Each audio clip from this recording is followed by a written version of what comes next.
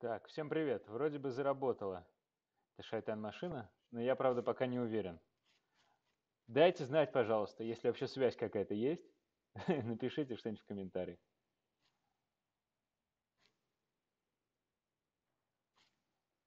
Пока не ясно.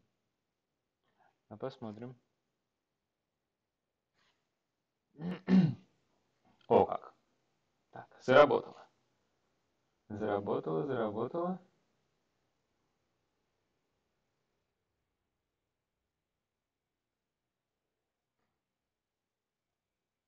О, заработало. Прекрасно. Прекрасно. Так, ну что, я прошу прощения, что все задержалось. Я сильно протупил. Я сейчас в шаде сижу. И вот у нас только что закончилась пара с господином Райгородским, который, как настоящий математик, пока все не расскажет, не остановится. Но это и здорово, но пришлось запоздать. Смотрите, действуем тогда таким образом. Набралось достаточно много вопросов, я сейчас начну на них отвечать. Когда подойдут ваши вопросы, еще, то есть что-то напишите в чате, я на них тоже начну отвечать, дабы вам не было тут скучно, чтобы я не отвечал на чужие вопросы, отвечу тем, кто присутствует. Ну что, поехали. Я хотел сначала написать все вопросы в чатик, но смотрю, что в чатик они нифига не пролазают. Попробую тогда зачитывать. Так, первый вопрос. Оптимальный план подачи отбора в тройку. Хм. Тут нету какого-то оптимального хода, у всех по-разному все работает. Я бы сказал, что стоит посмотреть статью, которую я еще давно писал, называется Nine Week Prep, подготовка за 9 недель. И советую посмотреть видео, интервью с ребятами, которые прошли в тройку, которые рассказывают, как они готовились. И в зависимости от этого уже нужно подбирать свою программу. Ну, понятно, что сначала нужно разобраться с мотивационным письмом, CV, а потом подготовиться к тестам, потом подготовиться к кейсам, к фит-части, вот, собственно, все.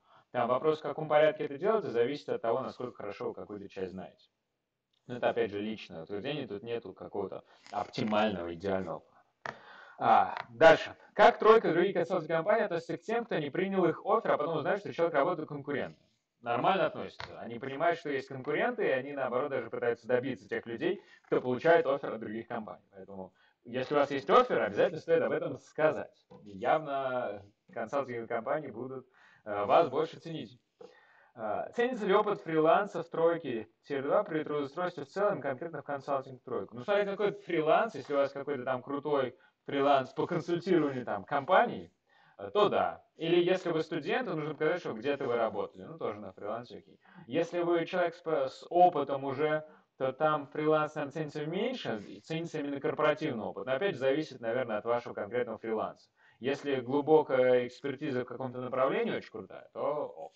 Если фриланс, я не знаю, может быть, просто по дизайну или там веб-разработке и тому подобное, то, наверное, в меньшей степени.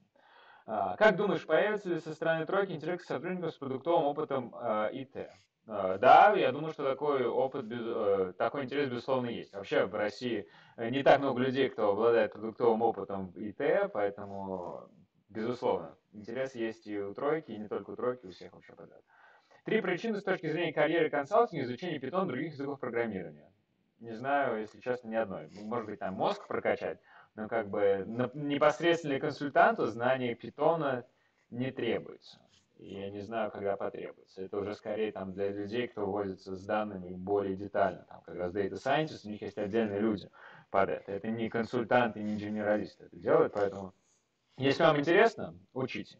Если не интересно, я бы не стал тратить время на питон, это уже просто какой-то хайп получается, а не целенаправленное полезное изучение. Так, делаю паузу, смотрю на чатик. В чатике пока все ок. Слышно, но нет видео. Ну, понятно, видео не было включено, сейчас оно, скорее всего, заработало. Проверю. Да, похоже, сейчас оно работает.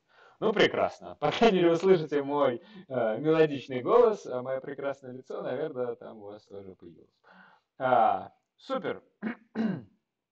Так, смотрю, значит, пока вопрос новых не появился, рассказываю, что меня еще спросили в почте. Если бы вы могли вернуться назад, пошли бы снова в МГИМО и потом в McKinsey, выбрали бы STEM направление, ну, то есть техническое, потом карьеру в ИТ. Я бы пошел в МГИМО. Мне в МГИМО очень понравилось, и МГИМО дало мне какой-то международный взгляд на карьеру, возможность попутешествовать по разным странам, поучить языки, по сути, научился читать языком. Если бы я пошел сразу в технари, я бы там, может быть, здорово соображал технически, но я не очень сильный технарь, если честно. Но при этом я бы очень сильно потерял в языках и в общении с людьми. И это было бы печально. Поэтому я очень рад, что пошел в МГИМО, еще бы пошел еще раз. Обидно, что нету такого сочетания, когда и языки хорошие, и soft skills прокачивают, как в МГИМО, и технические направления, как на какой-нибудь мехмате. К сожалению, нет такой программы бакалавриата, где и то, и другое есть. Поэтому приходится вот так вот извращаться, пойти в МГИМО поучиться, пойти в Баконе поучиться, а сейчас вот взять и пойти в ШАТ. Но, по крайней мере, я таким направлением для себя лично доволен. Было бы вам интересно вернуться в Big 3 после ШАТа, чтобы заниматься там Data Science. Думаю, что нет, во всяком случае, в данном этапе пока нет. Я и уходил из стройки, зная, что мне не очень интересно продолжать карьеру, я хотел бы заняться чем-то другим, чем-то более нестандартным и интересным лично для меня. Поэтому пока я не рассматриваю такую возможность, мне это не интересно. Я не знаю, как я буду рассуждать там, через несколько лет, может быть. Но еще вопрос, чтобы меня взяли обратно, не то, что меня там автоматом везде берут. Хотя, наверное, там, если подготовиться, опять же, по своему же курсу, то в принципе можно. Но пока нет, в общем. Короткий ответ пока нет.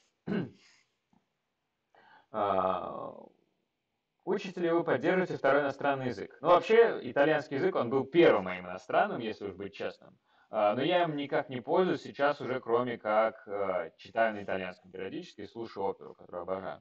Я думаю, что он сидит где-то глубоко, даже не слишком, может быть, глубоко, в такой какой-то там второстепенной памяти. При необходимости им пользоваться, если у меня будет работа, связанная с итальянским, конечно, я его быстро вспомню. Я думаю, там за месяца два я наберу неплохой уровень. Но пока в этом нет необходимости, и поэтому он где-то там на подкорке. В чем вы видите самый большой минус работы в консалтинге? Сложный вопрос. Мне кажется, что когда работаешь в консалтинге, как-то быстро привыкаешь к хорошему и к отсутствию риска. То есть, как бы, у тебя есть хорошая зарплата, ты живешь, у тебя там все время тебе приносят проекты, за это палиться не нужно, и как бы ты двигаешься по карьерной лестнице, которая достаточно красивая, по ней не просто двигаться, нужно много пахать, но она, в принципе, очевидна, и как бы все достаточно просто. Когда ты потом куда-то еще уходишь, понимаешь, что там карьера бывает, может быть гораздо интереснее, гораздо нестандартней, но риски тоже сильно возрастают, вплоть до того, там, а где найти клиентов, где найти источник выручки и тому подобное, когда ты сам начинаешь заниматься бизнесом. Вот это вот после консалтинга, наверное, тяжело. Мне кажется, что если бы у меня не было до этого опыта в консалтинге, а как бы сразу начал набивать вот такие шишки, может быть, было полегче. Может быть, я ошибаюсь, конечно. Но это, опять же, мое личное мнение. Я думаю, что такой вопрос задать кому-то еще, дадут совершенно другой ответ. Так, я сверяюсь с чатиком, все ли работает. Появились вопросы. Супер.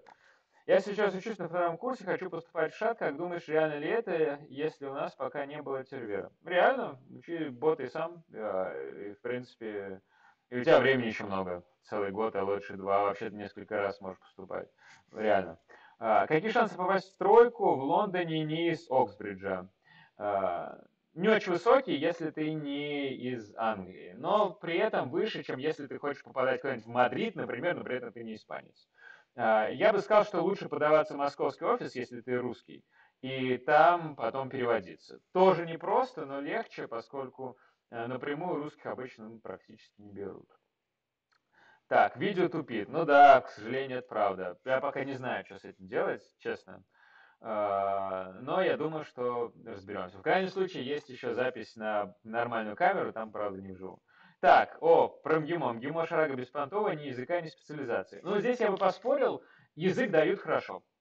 И английский у меня достаточно хороший, и я не исключение. И итальянский был достаточно хороший, я его тоже вспомню быстро при необходимости. Специализация, ну да, здесь я соглашусь, что как бы с ней послабее, но экономика вообще такая специализация размытая. Учат здорово языком трепать. А это очень важно в жизни бывает, особенно когда двинешься чуть дальше, прям совсем стартовой позиции, где нужны технические навыки. Поэтому я бы сказал, что МГИМО на самом деле классный универ, но он классный не так, как сейчас принято популярно рассуждать, что вот круто быть технарем. Да, технарем в него не будешь, но учиться я пошел бы сейчас в него учиться. Так, заканчивал МП в свое время. Ну, у меня жена закончила МП, бакалавриат ей понравился, магистратуру очень нет. То есть, может быть, если ты заканчивал магистратуру, то да, то там, конечно, ужасно, но это любая магистратура, не только МП, а там МЭО тоже. Да, это магистратура совсем отдельная песня. Так, мне 21 год, у меня 3 года опыта как ИП, сейчас CFO в стартапе, мы крупные ребята. Стоит ли все бросать, идти в магистратуру Tier 1 USE, в будущем на что-то рассчитывать? Или забить и продолжать работать. Но это очень личное мнение, мне кажется. Тут тебе лучше понять, если ты сильно любишь то, что ты делаешь, и у тебя там крутой опыт, и ты его сильно ценишь, продолжай работать. Зачем тебе все бросать? Нафига тебе идти тогда в магистратуру? Если ты сомневаешься, тебе не очень интересно, и хотел бы поучиться или там набрать каких-то ачивок, чтобы потом идти в тот же консалтинг, то да, то тогда есть смысл бросить все, но подумай. Про консалтинг красиво говорят, но не факт, что там будет так круто, как ты себе представляешь. Поэтому, может быть, работа у тебя там CFO в стартапе вообще офигенно. Поэтому подумай. Вопрос. Насколько применим опыт банковской управленческой отчетности, бюджетированной прогнозированность, последующей аналитики, участок структурные подразделения в консалтинге? Смотрите, применима на самом деле любая аналитика, и применим опыт в банковской сфере. То есть опыт хорошо, чтобы был бы чуть более широкий, чем вот то, что ты написал, но в принципе, я думаю, тоже сойдет. Тут главное, чтобы был проблем-солвинг сильный. Если он сильный, то ок, то тогда на самом деле это поможет. Если проблем-солвинг слабый, то опыт будет в меньшей степени полезен. И опять же, конечно, какой-нибудь опыт там, я не знаю, на менеджерской позиции в Procter Gamble, наверное, может быть, был бы и пополезнее. Но и вот тот опыт, который ты назвал, тоже вполне себе годный, на мой взгляд. Апдейт из Англии, из топ-университета, но не Оксбридж. Но опять же, если ты не англичанин, тут, конечно, все посложнее. Не англичан обычно, то есть даже если из топ-универа, там, я не знаю, там этот London Business School какой-нибудь, например, то все равно, особенно если у тебя двойная программа еще и с вышкой, а не просто там чисто London Business School, то лучше идти в Москву. Ну, как можешь попытаться, но шанс через сразу в Лондон гораздо ниже. Им нужно там с визой заморачиваться, и у них гораздо больше местных, которые можно взять, и, в общем, им легче. То есть попробуй, но я бы сказал, не сильно рассчитывай, возможно, тебя перекинут в московский офис, что, собственно, ну и окей. И там можешь подаваться, потом переводиться в Лондон. Так, вопрос, что со звуком? Что, он пропал? Вот тебе раз. А у меня показывает, что все окей. Давайте я сейчас еще посмотрю. Стрим статус ок. Ага.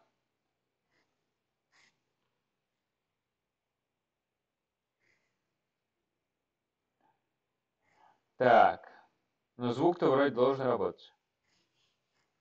Так. Я придумал. Нет, нет, мы так не будем делать. Ладно. Продолжим. Я надеюсь, что вы меня слышите. Когда-нибудь мы разберемся с этими стримами. Так, вот, пошли вопросы, значит, видимо, все-таки что-то слышно. Прекрасно. Если в консалтинге группы специализируешься на банках и иных финансовых институтах, вот опыт про банковской отчетности. Да, лучше, наверное, какой-то опыт из банка, там, из управленческой части. То есть не просто отчетность, а там, я не знаю, аналитика, либо там какое-то даже принятие решений было бы идеально. Но, в принципе, отчетность, я думаю, тоже пригодится. То есть понимание, как работать банки, в любом случае есть, и оно полезно. Так, насколько важно структурирование в кейсах? Ну, не знаю, если верить фидбэку, который дают студентам, то чуть ли не 80%.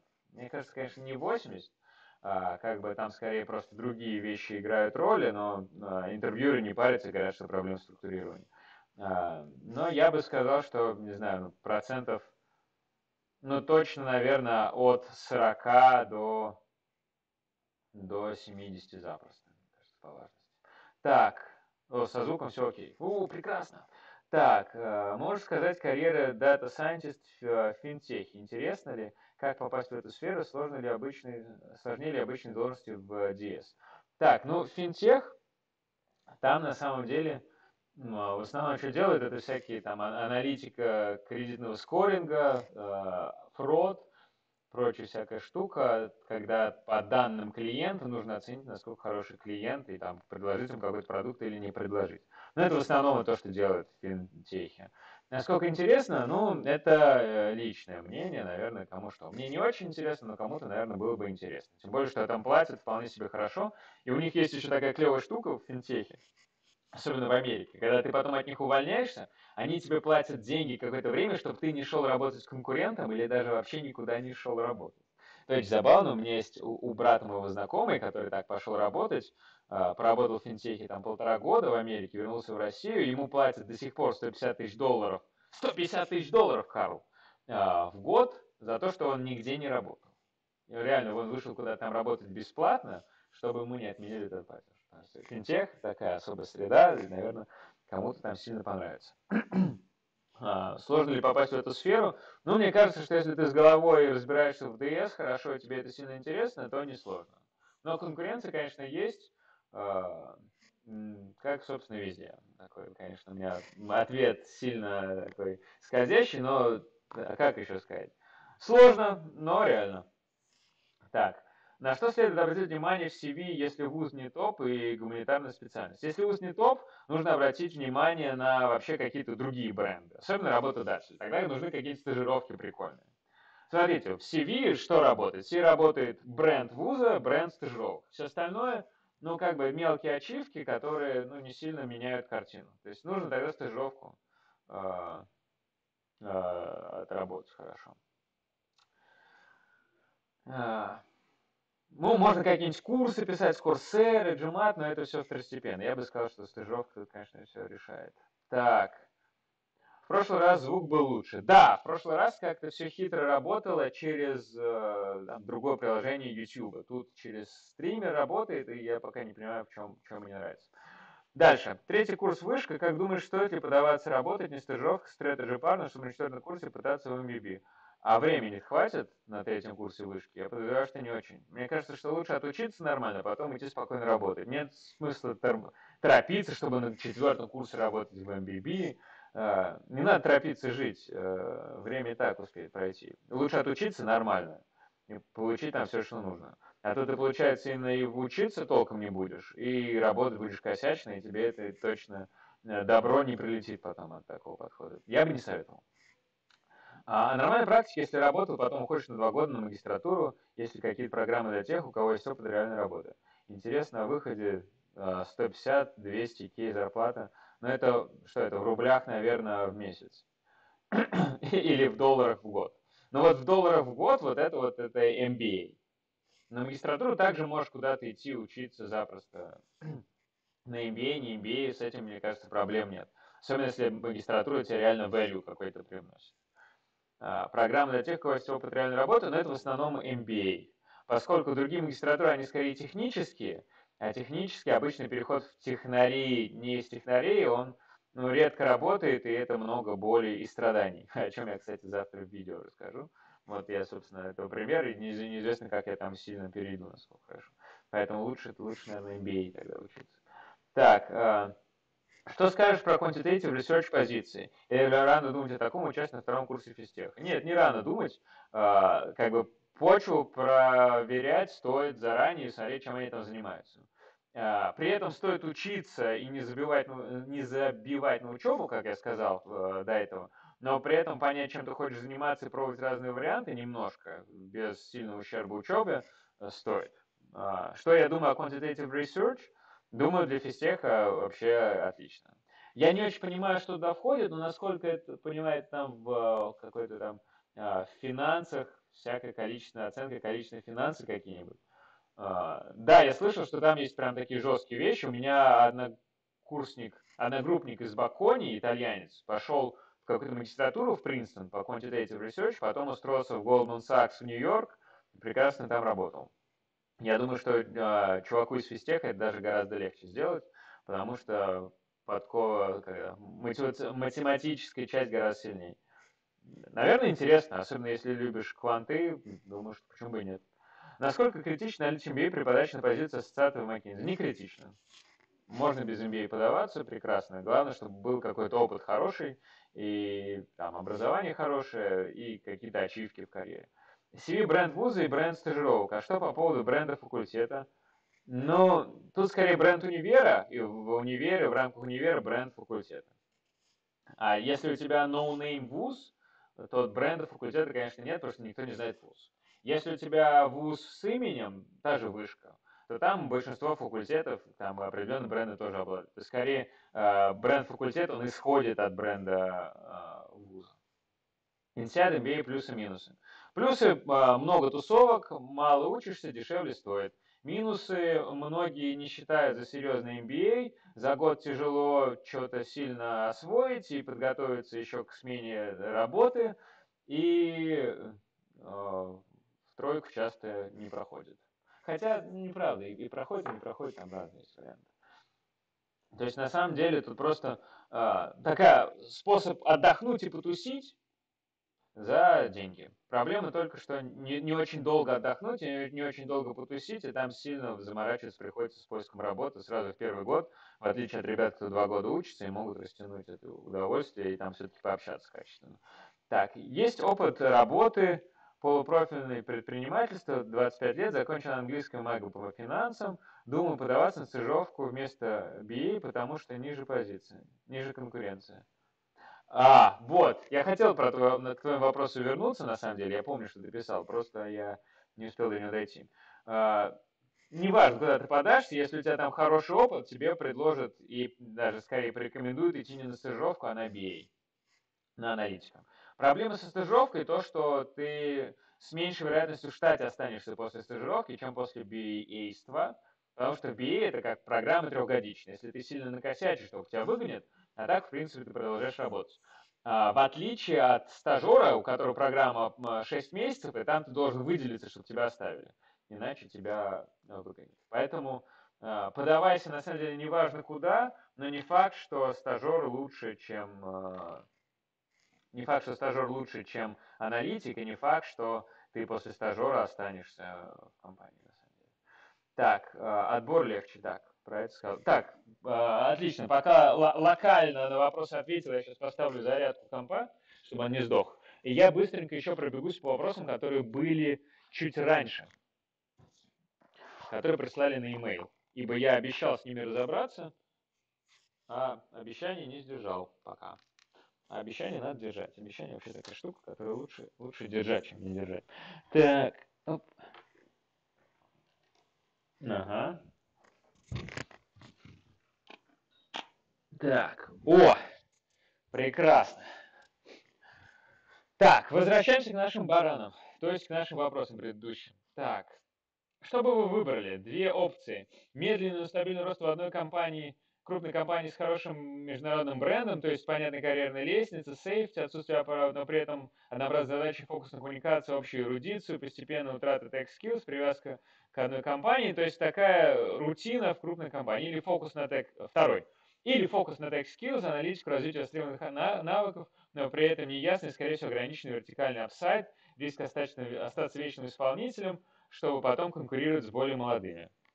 Но это, опять же, личное, кому что нравится. Мне больше нравится что-то такое непонятное, где нету прям совсем очевидного хода.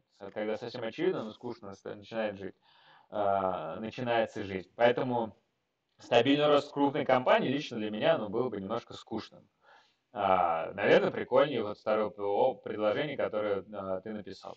Но при этом и в крупной компании тоже бывает возможность круто расти и интересными задачами заниматься. То есть тут нужно смотреть более конкретно, мне кажется, на конкретную ситуацию. И опять же, это все такая достаточно личная тема. Кому что. Если у вас ментор, с кем бы вы советовались по поводу важнейших решений в своей жизни? К сожалению, сейчас конкретного ментора, вот там в прямом смысле слова, наверное, нет. Был в McKinsey, но он потом ушел, переехал в Нью-Йорк еще до того, как я ушел из McKinsey. Но я с радостью найду, если найду подходящего. Если люди, с кем я советуюсь по поводу важнейших решений в жизни, конечно, это мои друзья и особенно моя жена. ее мнению я всегда очень внимательно прислушиваюсь, она очень толковые вещи говорит. Ну, собственно, уход из Маккинзи, отказ от Стэнфорда, понятно, с ней тоже все это обсуждал, вместе решали. Хватает ли вам общения в своей привычной культурно-профессиональной среде после ухода из Маккинзи? Да, я бы сказал, что его даже больше стало общения в клевой, интересной среде после ухода из Маккинзи, потому что в Маккинзи не было особо времени общаться.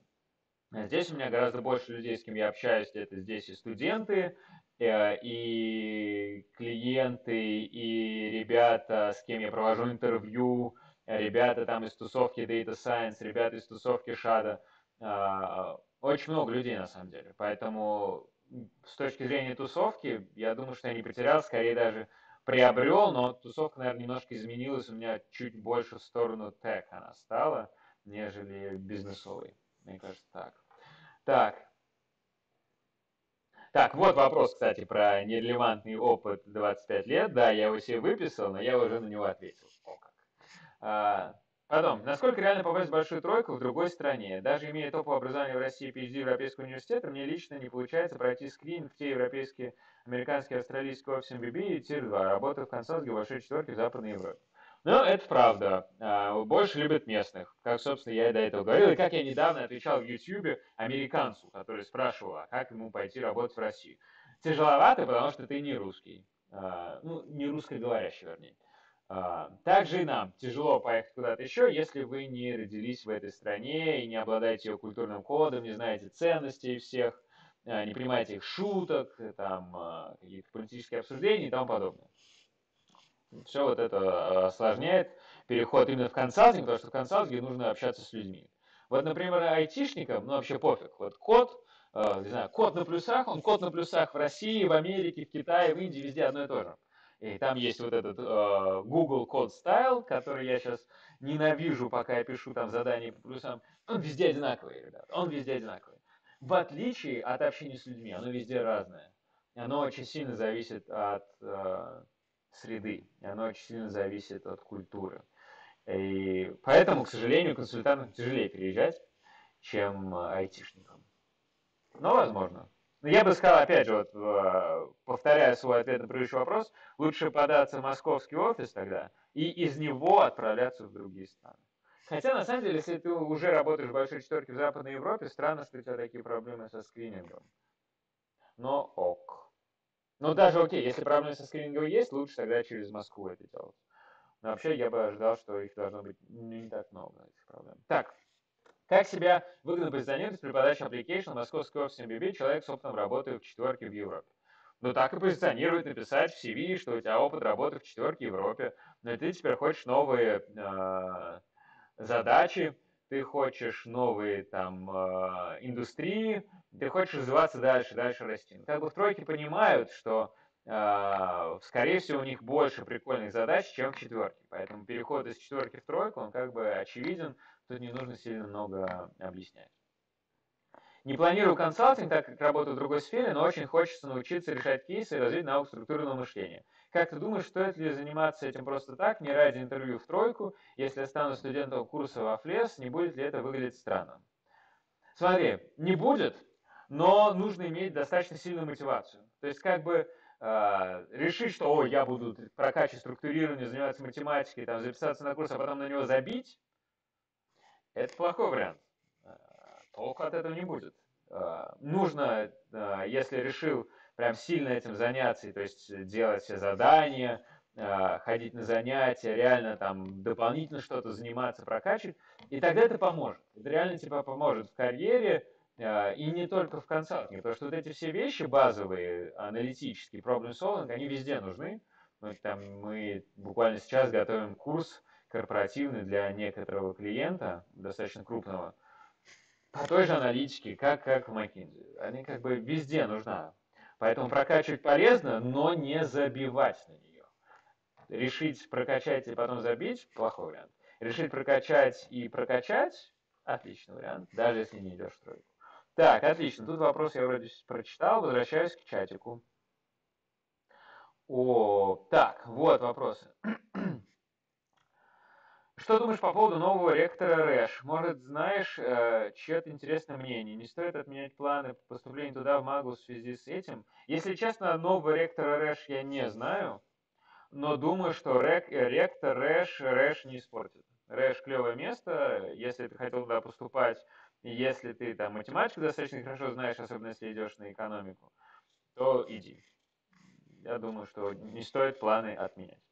А, Вопрос не совсем по теме. Про твое поступление в ШАТ. Как ты находил баланс при подготовке между теорией и практикой? Как распределял часы? В основном практикой занимался, решал тупо задачи из прошлых экзаменов. Когда что-то не понимал, садился за теорию. Короче, ну, я не знаю, где-то процентов 70 практика, процентов 30 теория. Когда что-то не догоняю. Есть ли примеры перехода из финансов, международный asset management в Google, Facebook и так далее? Если честно, я не знаю. Потому что, ну, как бы разные навыки. И человек может быть из asset management и не захочет переходить, и в Google его не особо захотят брать, потому что, ну, как бы он не технарь, он не инженер, менеджер, но asset management это тоже не менеджер. То есть, как бы тебе, ну, не тебе, окей, абстрактному человеку там, с таким опытом, легче какую-нибудь финтех-компанию перейти, там, может быть, какой-то технический опыт получить, и, может быть, тогда идти потом в Google, Facebook, но, опять же, нужно понять, что туда привнесешь. Тоже неочевидный вопрос. Поэтому, окей, короткий ответ, примеров я не знаю. Куда из МБ в Москве проще попасть на стажировку, по твоему мнению? Хороший вопрос. Даже не знаю. Мне кажется, что McKinsey чуть сложнее, но хотя у них самая большая компания, они как бы очень много берут. Может быть, кстати, посложнее будет и в Bain как раз, потому что он просто поменьше, они меньше набирают людей. А у McKinsey прям такой здоровый поток. Ну, кстати, может быть и так. Я думаю, что окей, не знаю, по-хорошему нужно, чтобы несколько человек попробовали и в разные компании одновременно и рассказали. Не помню, что мне одновременно сразу в 3 компании подавались. Не скажу. Думаю, стоит попробовать и туда, и будет видно. После стажировки в четверке остаться в ней или же пробоваться пойти в тройку финансы? Ну, смотря, если интересная работа в четверке, и там клевый опыт и клевая команда, что очень важно. Если клевая команда, то стоит остаться в четверке и дальше там продолжать работать. Если команда не очень нравится, либо там думаешь, что хочешь что-то другое, и как бы на месте не сидится, то стоит пойти попробовать в тройку. Тем более, что опыт четверки в тройке очень хорошо ценится. Выше, чем какой-нибудь там, например, предпринимательский или фрилансерский опыт, потому что четверка это все-таки такая корпоративная школа, хорошая корпоративная школа. Там опыт предпринимательства это совсем про другое. Сделай такой эксперимент про отбор в тройку, я буду одним из 3. Хорошая идея. Нам сейчас пока нужно разобраться еще с Ренатом. У нас, кстати, там скоро еще мы с ним снимем. Мы на самом деле так тормозили сильно и со всеми видео, и сейчас вот с этими office hours, потому что я уезжал сейчас. Вот я вернулся, все, мы сейчас начнем снова трудиться. И с Ренатом тоже снимем. Вот и посмотрим, как с Ренатом еще все пройдет. Если пройдет хорошо, а тут 2 вещи нужны. Во-первых, чтобы был результат, чтобы Ренат прошел в тройку, или если даже не прошел в тройку, то прошел на какую-то нормальную компанию, клевую. Но идеально, конечно, в тройку, то есть целимся в тройку. И плюс, чтобы это было интересно людям. Если Ренат проходит в тройку, и мы видим, что людям это интересно, вот эти все наши видео про поступление, то мы расширим эксперимент. Если окажется, что не работает, у нас ничего не вышло, и мы видим, что толка от этого нет, и людям не интересно, либо людям не интересно, то тогда прикроем. Так что будем смотреть, и вы тоже можете наблюдать, и если это сработает, то будем еще набирать людей для такого эксперимента. Так, дальше. Команды нет, проект индивидуальный, знаешь, такое тоже бывает. Да, такое бывает, такое и в четверке, и в тройке бывает, везде и про индивидуальные проекты. Но тогда, собственно, ничего сильно не держит, тогда почему бы и в тройку не попробовать пойти, если интересно и хочется попытать счастье и прокачать мозг. Так, о, фу, Похоже, список. А вот появился еще вопрос. Идея для бизнеса, сопровождение студентов в компании мечты. Из этого тяжело сделать бизнес, потому что тут очень, чтобы сопровождать, нужно иметь очень крутую экспертизу в конкретной компании. Такой человек, эксперт такой, будет очень дорого стоить, и студент это не потянет. А как бы, а эксперта по дешевке тоже не возьмешь. А брать это, автоматизировать робота-эксперта, типа, это тоже нифига не будет работать. Поэтому, как бы, я думал об этом, думаешь, блин, вроде крутая идея и красиво звучит, и как бы добро в мир несешь, это правда, но как из этого бизнес сделать, вообще не ясно. К сожалению, нужно не только добро делать, но еще и понимать, как это в бизнес-модель укладывается. Тут пока не очень. Так, в продолжение вопроса. Сколько процентов стажеров в тройке получают офферы на full тайм по твоим оценкам? Я думаю, что эта цифра скачет, но я подозреваю, что меньше половины. Мне что-то, откуда-то у меня такой gut feeling есть, что вообще процентов 30. Но мне кажется, что здесь я могу набулшитить. Я не уверен, но подозреваю, что меньше половины. Здесь, наверное, я не ошибусь. Так, вопросы пока кончились. Нифига себе, локальное окончание вопросов настало. Как господин Рыгаровский говорит, локально кокнули.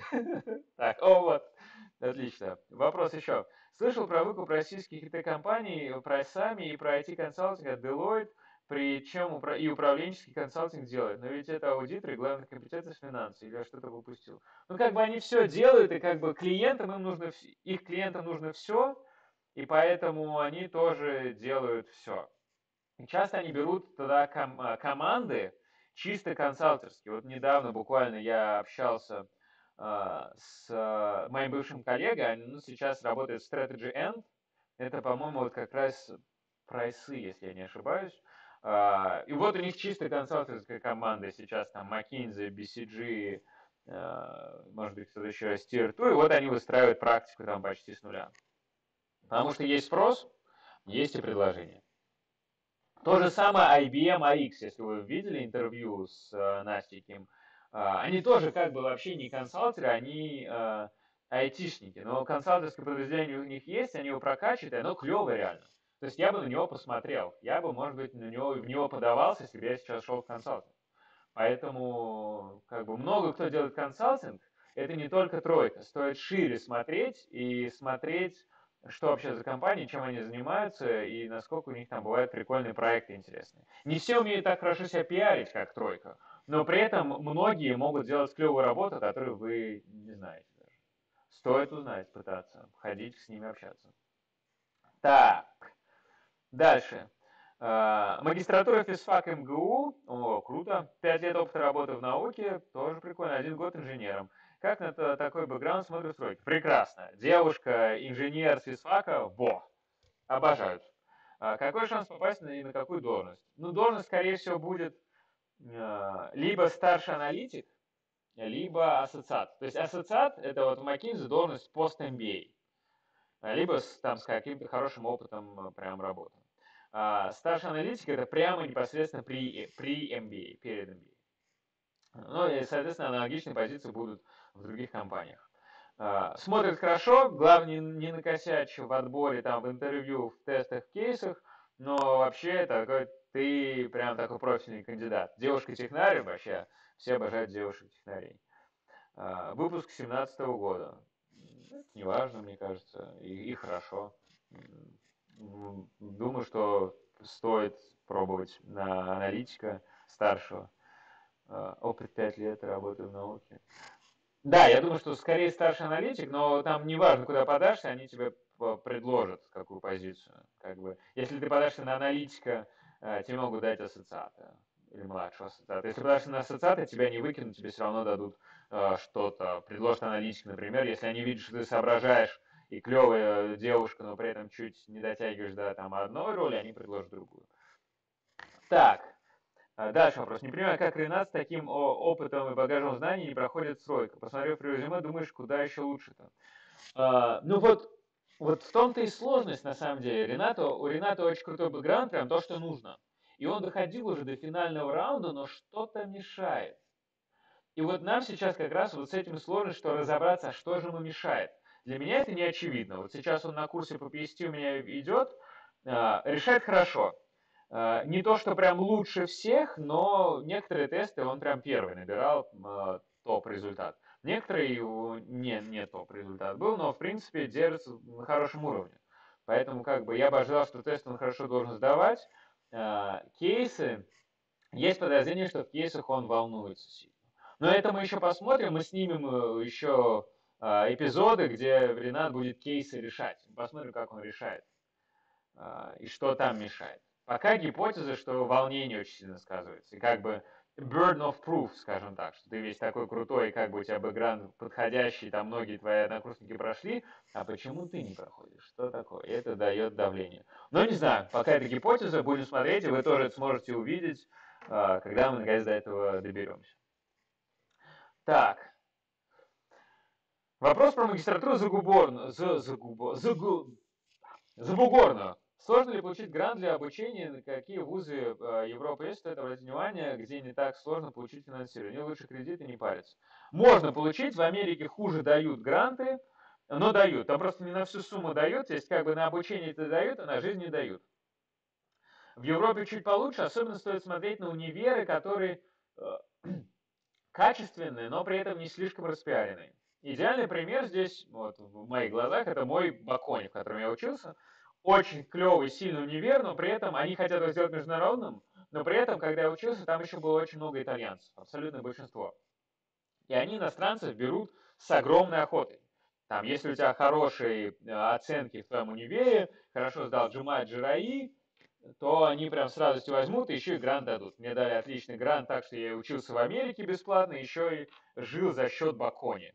Казалось бы, зачем им иностранцу давать стипендию, там, сколько-то, 10 тысяч евро, а мне дали. Мне в Стэнфорде дали меньше стипендию, чем в Баконе. Поэтому был вообще супер-мега дел для меня. Вывод. Можно найти универы, смотрите, только не слишком распиаренные. То есть в Англии, наверное, меньше, посмотреть можно. Можно попробовать Швейцарию, можно попробовать Францию, можно попробовать Италию, Испанию. Я знаю, вот у меня подруга училась в Испании по программе какой-то Erasmus, по-моему, но это не просто обмен, а именно магистратура. Тоже за счет Евросоюза. Ничего сама не платила и прекрасно работала. Мой хороший друг Алекс Наумов, вот с кем интервью было про инвестбанкира, раб или господин, он учился в Нидерландах, в какой-то не сильно известной магистратуре даже. Учился там бесплатно, но при этом этому нисколько не помешало попасть в Морган Стэнли. Соответственно, если вы в Морган Стэнли не хотите, в тройку точно так же можете попасть, даже вот после такой магистратуры, которая вам еще все оплачивает. Так, так, осталась ли практика в MBB, финансирования MBA в топах и как это выглядит? Осталось, но очень ее сократили сейчас сильно, потому что, говорят, лучше повышать сразу до ассоциата, до пост MBA позиции, чем отдавать деньги на обучение, а человек приходит сильно расслабленный. Контракт, мол, обязан работать 3 года лет в фирме. Ну да, конечно, ты не сразу должен уходить, ты там 2, по-моему, или 3 года должен отработать, тогда тебе долг простят, иначе ты его выплачиваешь, конечно. Документарно, как, я не знаю, я не получал. Это вы знаете, наверное. Я знаю, что многие еще не берут, потому что, когда идут в MBA, как бы хотят сменить карьеру и не хотят возвращаться в консалтинг. Хотят пойти в private equity, или в tech, или предпринимателями стать, там, и все прочее. Поэтому им кредит как бы не нужен, они лучше берут кредит такой отдельно сразу. Так, дальше вопрос. Запиши, пожалуйста, видео подготовки к кейсам, чтобы почитать, где взять кейсы и как их решать. Аналог шада. Думаю, аудитория будет, много желающих посмотреть подобное. Ну, я думаю, что вот мы это мы сделаем как раз с Ренатом, на самом деле. Мы про это пройдем, и вот там уже будет рассказывать даже не я, а Аня будет рассказывать. Аня Саакян, которая структурированно ведет. Она тут лучше шарит, чем я. И ее послушать будет интересно. Поэтому да, принято, это мы сделаем. Вопрос не по теме. Когда уже интервью с чуваком из телеги? Фак. Скоро будет интервью. Там, в общем, в чем фишка там? Все сделали, интервью готово. Но когда мы стали, и картинка, окей, все готово, оно даже на YouTube где-то лежало. Но звук мы недостаточно качественно почистили. Тут там нужно еще кое-что доработать, и мы пока смотрим, как это доработать. И когда доработаем, то выложим. Там просто зависит еще от внешнего монтажника. Мы как бы сами монтировали там своей командой, решили, что не хватает, обратились к внешнему. Вот сейчас, когда он сможет это сделать, мы сделаем. Поэтому оно точно будет, оно уже готово. Но его придется подождать. Так сказать, bear with us. И будет. Оно прикольное. Мне понравилось очень беседовать. Господин Игнат. Так, опять отстрелялся по вопросам. Отлично. Ну, не, отлично, может быть, и немножко грустно, потому что я люблю на вопросы отвечать, особенно если они кому-то пользу приносят. Как бы и языком чешешь, и иногда пользу приносишь, вообще идеально. Но пока они исчерпаны. Так, еще раз смотрю список вопросов, которые мне присылали на почту. Так, тут я вроде тоже все ответил. Счастье. Счастье и радость. Так, все. Я смотрю, вопросов больше нет. А вот есть, есть. Много слышал про позитивные стороны консалтинга. Назови топ-3, топ-5 негативных моментов. Негативные моменты, окей. Первое, то, что очень сильная ориентация на результат, и часто из-за этого отношения не сильно хорошо выстраиваются в команде. То есть вы сильно ориентированы, чтобы качественно сделать что-то, но при этом можете там на отношения забивать, и не все команды круто там с тобой будут взаимодействовать. Просто потому что много разных людей, все соображают круто, но не все прям такие клевые ребята. Ну, плюс клевые — это вообще такое относительное понятие. А поскольку команды ротируются, то ты не всегда задержишься с клевыми чуваками. Если ты работаешь в какой-то компании, и там постоянная команда, и команда крутая, то это лучше, чем в консалтинге. Если ты работаешь в какой-то компании, и там постоянная команда, она хуже, чем в консалтинге, она плохая, то это хуже, чем в консалтинге. Потому что в консалтинге может и так. То есть первая вещь — это команда не всегда классная. Но и бывает тоже классно. То есть бывают и такие. Вторая вещь — это то, что вот я говорил в самом начале, привыкаешь к такой отсутствию риска и расслабленности. Ну, расслабленности не в том смысле, что не нужно пахать, а в том смысле, что ты как бы представляешь свою карьерную траекторию.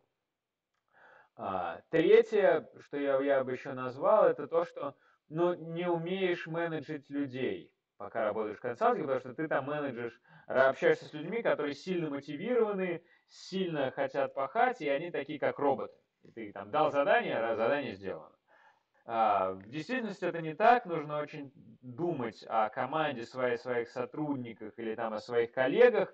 У кого-то там кризис в семье, у кого-то там проблемы с работой, у кого-то проблемы с мотивацией, у кого-то депрессия, выгорание, у кого-то там наоборот весна играет и не может работать. И, в общем, это все нужно учитывать и как-то находить подход к каждому. В McKinsey это, и в тройке это не так важно, там как бы все пашут, ни у кого больше ничего нет. А здесь тебе нужно думать о людях. Ну, четвертое, наверное, это то, что, да, очень много времени занимает, и ты не можешь что-то другое делать, где-то еще развиваться. Ну, просто нет времени просто. Пятое, это то, что с семьей иногда бывают проблемы, потому что ты семью мало видишь, и я знаю случаи, когда пары расставались из-за того, что один из людей работал в консалтинге. И вообще, в какой-то момент от этого устаешь. И хочется сделать уже что-то более разнообразное, но не то, что ты там убиваешься на работе. Может быть, что-то свое, например, где ты как бы пашешь много, но при этом ты знаешь, что ты пашешь вот для какого-то своего небольшого дела, а не для какой-то глобальной идеи, но которая к тебе мало отношения имеет. Ну вот вроде 5 вещей набросал. GMAT — лучшие курсы для быстрой сдачи. Окей, быстро хорошо не бывает. Готовиться нужно подольше. Это, конечно, идеальный момент рассказать про наш курс по вербалке, который стартует буквально на следующей неделе, а рассказать про него, собственно, что. Самое главное, то, что там крутой препод. Англичанин, который очень здорово преподает уже много лет. И после него Critical Reasoning и Reading Comprehension прям очень здорово всех работают. Даже я, преподавая PST, у него там кое-что почерпнул с точки зрения логики. Тоже хороший вариант. Но быстро хорошо не бывает, он тоже занимает там 12 занятий, это 6 недель. Ну и плюс, возможно, потом еще нужно будет дорабатывать, отрабатывать те навыки, которые там прошел, там разобрали. Поэтому GMAT лучше всего сдавать несколько раз. Либо хотя бы запланировать себе время несколько раз, и по сути ты сдал один курс, прошел, потренировался, попробовал сдать, не хватает, еще докачал, еще дотренировал, еще, может быть, еще на какой-то другой курс пошел, сдал, при необходимости попробовал какие-нибудь приложения порешать, и потом из всего этого складывается результат. Так, во всяком случае, сдавал мой друг Макс Сапожников, который сейчас в Стэнфорд поехал учиться, вот в этом году буквально, я с ним интервью снимал. Он как раз с 630 до 730 повысил балл именно вот таким способом. Разные наборы курсов, разные, несколько сдач, по-моему, у него 5 сдач было, и постоянные итерации. Тогда работает. А быстро, хорошо, ну, не бывает. Так, расскажи, что такое консалтинг в общем. Почему много топ-10 переходит в эту область? Да немного топ-10 переходит в эту область, я таких не знаю пока, если честно. Консалтинг – это, по сути, решение каких-то бизнес-проблем компании путем взгляда со стороны. Когда приходят внешние люди, не сильно связанные с бизнесом и не зашоренным взглядом, и начинают анализировать, там, почему у компании упала выручка, почему, как выйти на новый рынок, как оптимизировать строительство какой-нибудь штукенции, стоит ли покупать какую-то компанию. И вот на прочие такие вопросы они стараются дать ответы, стараясь уйти от внутриполитических расприй в компании, позвать опыт кучи разных экспертов, собрать много информации, все это очень круто систематизировать, проанализировать и синтезировать, выдать результат. Про то, что туда куча топ-ДС переходит, я пока, если честно, таких ДС не знаю. Но, может быть, я еще мало знаю, буду рад познакомиться. Так, шат или онлайн-курсы для email? Ну, смотрите, шат это сильно фундаментально, когда вы хотите прокачать теоретические знания. Вот если вы видели видео с кем же было видео-то, интервью с Валерой про босса. Вот он как раз жаловался, что ему не хватает вот такой теоретического фундамента. Хотя email он знает очень круто, и он там реально шарит. Вот шат это про теоретические знания, чтобы потом понимать вообще, как что происходит, понимать всю подноготную. Онлайн-курсы хорошо подходят, чтобы быстро в это вкатиться и начать что-то делать, но при этом не понимая глубоко. И можно выстроить карьеру в ML и вполне прекрасно, не закапываясь сильно в математику. Но при этом понять глубже и, может быть, шире мыслить и находить уже не такие стандартные решения и там уже быть гораздо больше крутым спецом, шат поможет.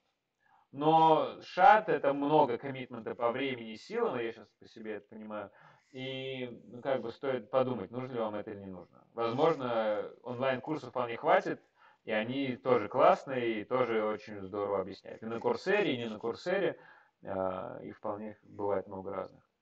Между мастером по финансам и менеджменте, что выбрать, если любишь чесать языком, хочешь работать в финансах, но не любишь Excel? Именно фронт-офис, как туда готовиться? Ну, фронт-офис у VC и PE это партнеры. Все аналитики это бэк-офис и Excel. Excel вы не избежите в VC и Private Equity, ну никак. Поэтому если не любишь Excel, то туда, наверное, лучше не соваться. Финансы и менеджмент. Ну, менеджмент вообще такое сильно лайтовое образование. Я бы, наверное, окей, это мое личное мнение, но я бы не советовал. Тогда уж лучше финансы, а лучше вообще какие-нибудь количественные финансы, потому что это очень здорово мозги прокачивает. А читать языком потом, когда вы будете обладать контентом, вы сможете. При этом научиться обладать контентом, если только чешете языком, гораздо сложнее.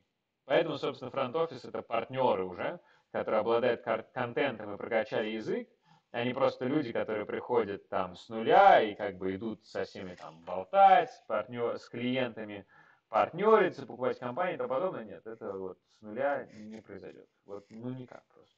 Это, возможно, не произойдет дальше, потому что рост в PE и VC это вообще большая проблема на самом деле. И фиг его знает. На самом деле на это жаловались и клиенты, я помню, наши в McKinsey, и там чуваки из VC, с кем я общался. Если ты как бы не сам создал фонд, то вырасти в нем очень тяжело, потому что там, размер ограничен, и как бы ты не можешь вырасти выше основателя. Там выше гор только горы. Тут не сильно куда продвинешься. Так, опиши свои ощущения от изучения программирования. О, да, недавно видел такой майк у кого-то из ребят здесь в Шаде. Это I hate programming, I hate programming, I hate programming. Надпись. Потом it works. А потом опять I hate programming. Вот у меня вот абсолютно то же самое. Когда вот ни хрена не работает, тупые плюсы, почему не компилится, где там ошибка, какого хрена, какого линтер не работает, почему не работает этот силанг, почему там падает по тайм-лимиту, где неправильная симптотика, что произошло, что не так, откуда wrong answer. А потом все работает такой, да, сдал задачу. А потом опять не пашет, думаешь, твою ж мать. Ну, в общем, вот как-то так. Ну, чести ради стоит отметить, что все-таки с программированием я раньше был знаком, я занимался им в школе еще. И сейчас не то, что это для меня совсем что-то новое. То есть, не знаю, плюсы для меня новый язык, но концептуально программировать, там, писать обходы, поиски, сортировки не новое. Ну, иначе, наверное, я бы в шат не прошел бы. Что вызывает сложности? Вызывает сложности, когда пишешь код, потом вроде как бы все работает, даже компилится, но тесты не проходят. И тебе нужно придумать свои тесты, не те, которые на сервере дает организатор, а свои тесты, и ты не знаешь, почему падает задача. Как бы все окей, как бы все уже рассмотрел, все случаи, ну вот все отлично, что ему не хватает. И вот за таким дебажением, отработкой можно провести огромные просто часы. И вот тогда появляются надписи о hate programming, они появляются там очень-очень много. Но в этом, наверное, есть красота программирования, потому что потом, когда ты доходишь, наконец-то откапываешь результат и чувствуешь, вот это да. Так, есть какие-то принципиальные преимущества шада перед курсами? Очень много материала, очень крутые преподы и очень жесткие дедлайны. Вот, наверное, три вещи. На онлайн-курсах так себя не заставишь пахать, как здесь тебе на шею садятся. И на онлайн-курсах так не побеседовать с преподом. Хотя нет, наверное, можно. Собственно, мы и сами онлайн-курсы организуем, и там можно беседовать с преподами. Но вот так создать такую атмосферу дедлайнов и напряжения, ну, чтобы так, отлить такого хорошего пинка отвешивать, вот лично у нас не получается. Я бы хотел, но у нас не получается. И вот здесь шат, конечно, огромное преимущество имеет над другими какими-то онлайн-курсами, или тем более на Курсере, где вообще пинки, собственно, и не раздают. Какое направление в шаде ты выбрал? Разработчик машинного обучения. Так, для чего ты планируешь использовать в дальнейшем? Разработчик машинного обучения для аналитики в курсах. На самом деле идея, там, то, что мы собираемся делать в Плес, это разрабатывать курсы совместно с компаниями, курсы будут достаточно дешевыми для людей, ну, по сути, что-то типа Шада, но скорее типа там какой-нибудь курсов финтех-школы Тинькова. Люди будут приходить дешево учиться, но при этом мы будем собирать и очень круто анализировать их данные. На основе этих данных мы сможем понимать, насколько человек шарит или не шарит, насколько он подойдет на конкретную должность. И эту аналитику и эти выводы можно передать компании, которая уже тогда будет хайрить, и там не нужно будет париться по поводу собеседований, и так много по поводу тестов, вот этих всех кейсов, потому что и так будет гораздо более глубокое понимание компетенции человека. И тут как бы все выигрывают. Компания получает клевых сотрудников, и точно знаешь, они клевые. Сотрудники получают возможность учиться практически бесплатно, а мы получаем возможность сделать клевые вещи. Всем прибыль. Это, конечно, на словах звучит гораздо проще, чем на деле. Как это реализовать, ну, пока не ясно. Мы как бы движемся в этом направлении. Вот сейчас начинаем там с корпоративными клиентами работать. И вот уже аналитику я изучаю, но это непростой путь. Его пройти будет нелегко, но дорогу осилит идущий. Так, считаешь ли ты, что понимание плюсов обязательно программиста? Сейчас есть много языков типа Python, Java и т.д., не предполагающих управление памятью. Прекрасный вопрос. И на него я отвечу через одно видео. Даже я, собственно, уже ответил, но не буду пока спойлерить. Там прям подробный рассказ про плюсы и не плюсы и разные точки зрения на этот вопрос.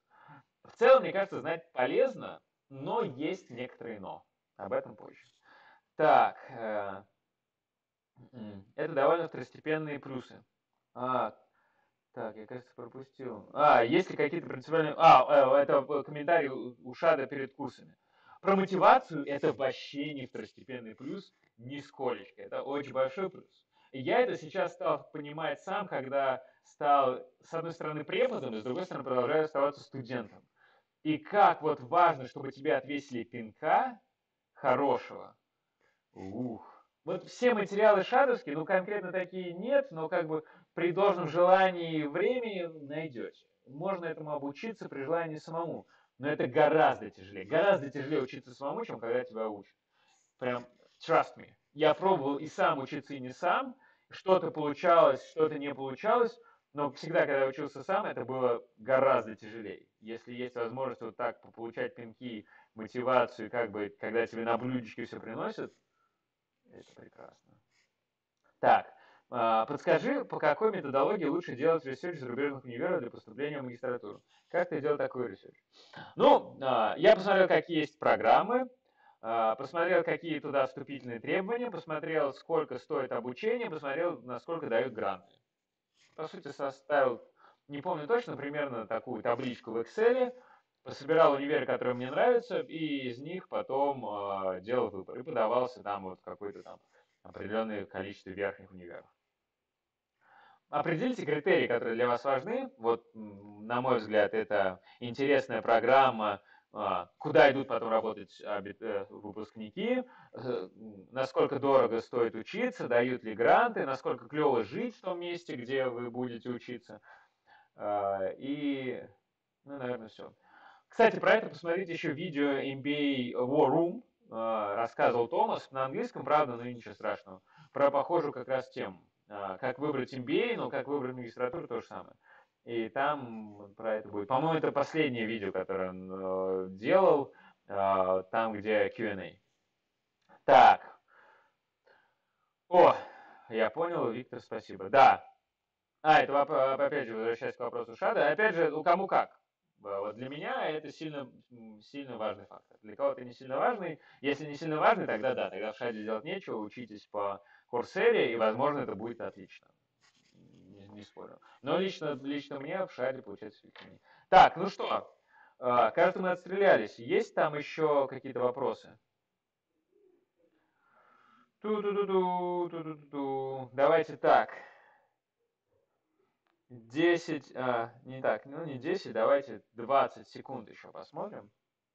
Если вопросы прилетят, то я с радостью на них поотвечаю. Опять видео все не работает. Да что за ужас вообще? Какой-то кошмар просто. Какой кошмар. Ну ладно, когда-нибудь мы с этим разберемся. Честное слово. Так. Ну ладно, пока я болтал, все, похоже, вопрос исчерпан. Ну что, ребят, спасибо большое, что